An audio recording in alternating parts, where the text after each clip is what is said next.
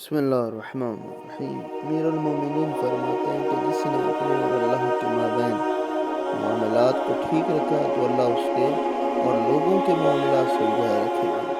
اور جس نے اپنی آخرت کو سنوار لیا تو خدا اس کی دنیا بھی سنوار دے گا، اور جو خود اپنے آپ کو وعظ و نصیحت کر لے تو اللہ کی طرف سے اس کی حفاظت ہوتی رہے گی۔ اب امام علیہ السلام فرمانا یہ چاہتے کہ جس بندے کو یہ پتا ہو کہ میں نے اللہ سے ملاقات کرنی ہے، وہ پھر اپنے آپ کو نصیحت کرتا ہے، اپنے آپ کو سمجھاتا ہے کہ اللہ ہی کا بندہ بن، شیطان کے راستے پر نہ چل۔ پھر فرماتے ہیں کہ پورا عالم و دانا وہ ہے جو لوگوں کو رحمت خدا سے مایوس اور اس کی طرف سے حاصل ہونے والی ہر آسائش راحت سے نا امید نہ کرے، اور نہ انہیں اللہ کے عذاب سے بالکل مطمئن کر دے۔ ایسا بھی نہ ہو کہ سخت ہو، ایسا بھی نہ ہو کہ بالکل نرم ہو، نہیں، بین الامرین، یعنی درمیانہ راستہ اختیار کرے۔ پھر فرمایا یہ دل بھی اسی طرح اکتا جاتا ہے کہ جس طرح بدن اکتا جاتا ہے، لہذا جب ایسا ہو تو ان کے لیے لطیف حکیمانہ اوقات تلاش کرو۔ پھر فرمایا کہ وہ علم بہت بے قدر و قیمت ہے جو زبان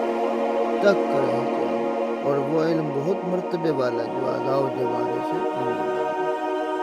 پھر فرمایا تم میں سے کوئی شخص یہ نہ کہے کہ اے اللہ میں تجھ سے فتنہ سے پناہ چاہتا ہوں، اس لیے کہ کوئی شخص ایسا نہیں ہے جو فتنے کی لپیٹ میں ہو، بلکہ جو پناہ مانگے وہ گمراہ کرنے والے فتنوں سے پناہ مانگے، کیونکہ اللہ کا ارشاد ہے کہ اس بات کو جانے رہو کہ تمہارے مال اولاد فتنہ ہے۔ اس سے مراد یہ ہے کہ اللہ لوگوں کو مال اولاد کے ذریعے آزماتا ہے، اور اسی طرح اللہ ان کو اتنا جانتا ہے کہ وہ خود بھی آپ کو نہیں جانتے دیہاتی ہیں، لیکن یہ آزمائش اس لیے ہے کہ وہ افعال سامنے آئیں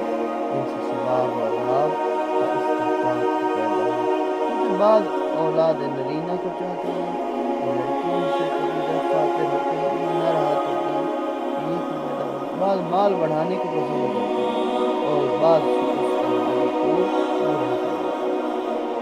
فرماتے ہیں کہ پھر آپ سے دریافت کیا گیا کہ نیکی کیا چیز ہے، تو آپ نے فرمایا کہ نیکی یہ نہیں کہ تمہارے مال اولاد میں غلامانی ہو، بلکہ خوبی یہ ہے کہ تمہارا علم زیادہ اور حلم بڑا ہو، تم اپنے پروردگار کی عبادت کو محض کر سکو۔ اب اگر اچھا کام کرو تو اللہ کا شکر کرو، اور اگر کسی برائی کا ارتکاب کرو تو فوراً توبہ و استغفار کرو۔ اور دنیا میں صرف دو شخصوں کے لیے بھلائی ہے، ایک وہ جو گناہ کرے تو توبہ اس کی تلافی کرے، دوسرا وہ جو نیک کاموں میں تیزی دکھائے، فوراً ایسے انتظار نہ کرے کہ فلاں یہ کام کرے گا تو میں کروں گا، نہیں، وہ بغیر دیکھے ادھر ادھر نیکی پہ نیکی کرتا رہے۔ جو عمل تقویٰ کے ساتھ انجام دیا جائے وہ تھوڑا نہیں سمجھا جاتا، مقبول ہونے والا عمل تھوڑا کیوں کر ہو سکتا ہے۔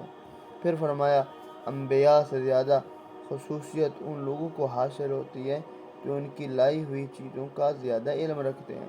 پھر اس آیت کی تلاوت ارشاد فرمائی کہ ابراہیم سے زیادہ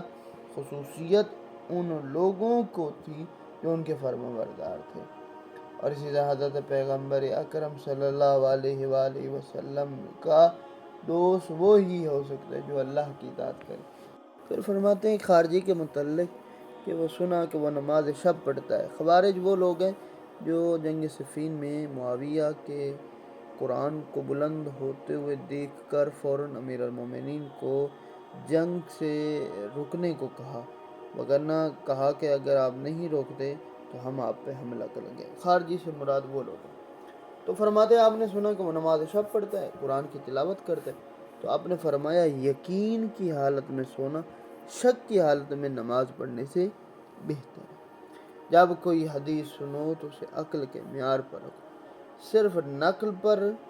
بس نہ کرو، کیونکہ علم کے نقل کرنے والے تو بہت ہوں گے اور اس میں غور کرنے والے بہت کم ہیں۔ ایک شخص کو اِنَّ لِلَّهِ وَإِنَّ إِلَيْهِ راجعون، تو ارشاد فرماتے ہیں کہ ہمارے یہ کہنا ہم اللہ کے اس کے ملک ہونے کا اعتراف ہے کہ ہم اس کی ملکیت میں ہیں، اور یہ کہنا کہ ہم اسی کی طرف لوٹ کے جانا ہے، یعنی اپنے لیے فنا کا اقرار کرنا کہ ہم نے ختم ہو جانا ہے، اس کائنات کے اندر رہ جانا ہے، پھر اللہ ایک دن مقرر کرے گا جو قیامت کا دن ہوگا، اور دربار سجا ہوا ہوگا، میدان سجا ہوا ہوگا، اور انسان حساب و کتاب دے رہے ہوں گے۔